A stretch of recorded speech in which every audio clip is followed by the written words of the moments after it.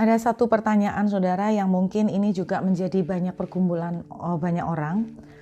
Shalom Bu Ruth, saya mau tanya, gimana cara supaya hati ini bisa mengampuni orang-orang yang benar-benar dan sungguh-sungguh mengecewakan kita. Orang-orang yang tidak tahu berterima kasih. Jujur hati ini benar-benar jengkel Bu Ruth. Please Bu Ruth, keep pray for me and gimana jalan keluarnya. Thank you Bu Ruth dan God bless you. Buat teman-teman yang punya pengalaman atau pergumulan yang sama di area sakit hati ini ya. Saya bukan orang yang mempan dengan ini. Saya bukan orang yang kebal dengan sakit hati. Saya orang yang boleh dibilang cukup sering terluka. Dan siapa sih yang gak pernah terluka? Disakiti, dikecewain, dimanfaatkan, ditipu, dan ketemu orang-orang yang tidak tahu berterima kasih, apalagi kalau orang itu dekat dengan kita. Makin dekat makin sakit. Nah, ini pengalaman saya, saudara. Ketika kita disakitin terus kita sakit, kita jengkel, itu manusiawi banget. Terus kalau ada yang nyaranin begini, lupakan, seakan tidak pernah terjadi. Mana bisa? Lawang kita ini punya memori. Kalau memori kita bisa kita cabut kayak memori card di handphone, gampang. Gimana caranya suruh lupakan? Kalau ada obat amnesia sementara, maksudnya ada obat amnesia parsial yang bisa membantu kita melupakan area-area yang sakit. Wah, saya pasti sering beli itu, saudara. Masalahnya enggak ada. Jadi kalau disuruh ngelupain, ya sulit lah. Ya pasti nginget. Apalagi baru terjadi. Satu hari bisa frekuensinya lebih banyak. Kalau agak lama berkurang. Jadi saya mau bilang, Bapak atau Ibu yang ngalamin ini, itu normal banget. Manusiawi kita sakit, kita terluka. Pengampunan itu sebuah keputusan. Saya ulangin. Mengampuni itu sebuah keputusan. Tetapi betul-betul hati kita lepas dari jengkel, pahit, itu butuh waktu. Apalagi melupakan. Kecuali kita pikun. Jadi mengampuni itu sebuah keputusan. Tapi untuk hati kita, pikiran kita benar-benar bersih, nggak ada lagi jengkel, nggak inget-inget lagi, itu butuh waktu.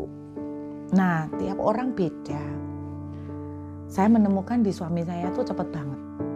Suami saya tuh cepat banget untuk benar-benar hatinya tuh nggak jengkel lagi tuh cepat banget. Saya tanya sama dia, tipsnya apa?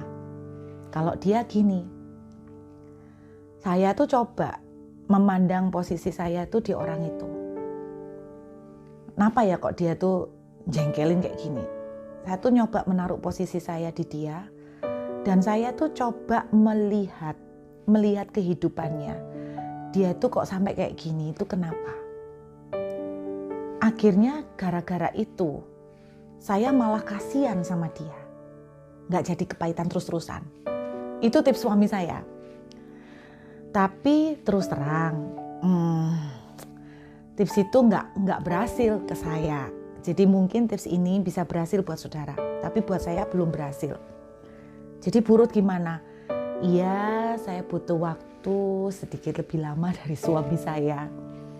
Dan gini, saudara, mengampuni adalah sebuah keputusan. Jadi saya bilang begini, Tuhan, saya mengampuni orang ini.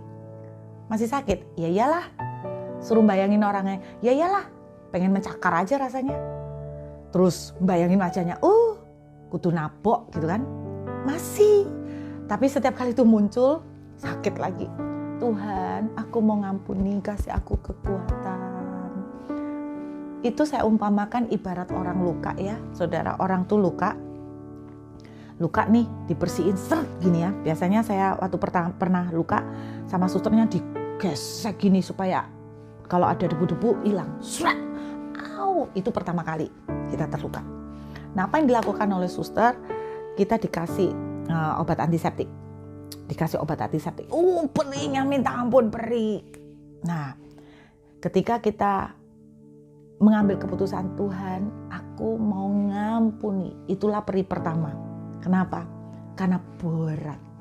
Kalau bisa doa saya itu bukan Tuhan aku minta kekuatan untuk mengampuni. Kalau bisa doa saya itu gini, Tuhan, mbok ya tolong, aku enggak minta banyak-banyak deh, enggak minta sampai yang kejam-kejam, cukup tolong deh sentil dia deh, entar dia kecebur di kolam kek, atau waktu dia tidur tiba-tiba atap rumahnya roboh.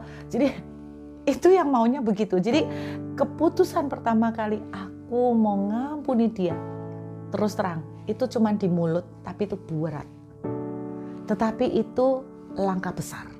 Jadi itu yang saya lakukan. Seperti dikasih antiseptik pertama, diserbet nih sama susternya, dilap, itu. Masih perih kan saudara? Masih perih lah. Saudara ingat orang itu perih, kasih antiseptik lagi. Wah, perih. Ingat lagi, kasih antiseptik lagi. Antiseptiknya itu apa? Tuhan, aku enggak mau meninabobokan pera pikiranku. Aku enggak mau terus bayang-bayang tambah jengkel.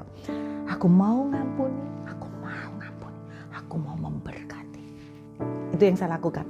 Nah, ketika keputusan itu diberikan, ketika kita ucapkan keputusan itu, kita sedang nempelin dengan antiseptik. Ingat lagi, perih lagi. Tuhan, aku mau ngampuni, aku memberkati, aku enggak mau terus ninaboboin dengan pikiran. Kasih antiseptik. Sama seperti luka, takes time. Makin dalam lukanya, saudara butuh lebih lama untuk kesembuhannya.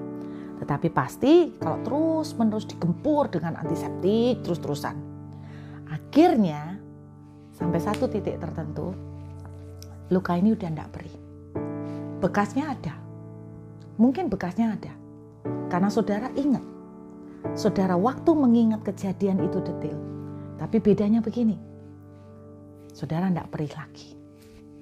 Jadi kalau kita disuruh lupain ya mana bisa, kecuali kita amnesia. Tapi kalau saudara bisa, wah saudara diberi kemampuan yang luar biasa. Jadi prosesnya seperti itu. Jadi jangan terus-menerus merasa bersalah.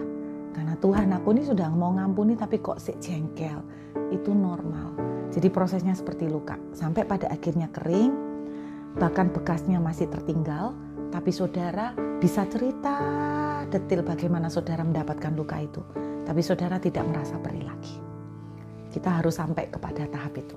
Dan saya berdoa, jangan lama-lama. Kalau kelamaan tambah perih terus saudara ya. Dan saya berdoa tips ini bisa menjadi kekuatan. Tuhan memberkati ya saudara.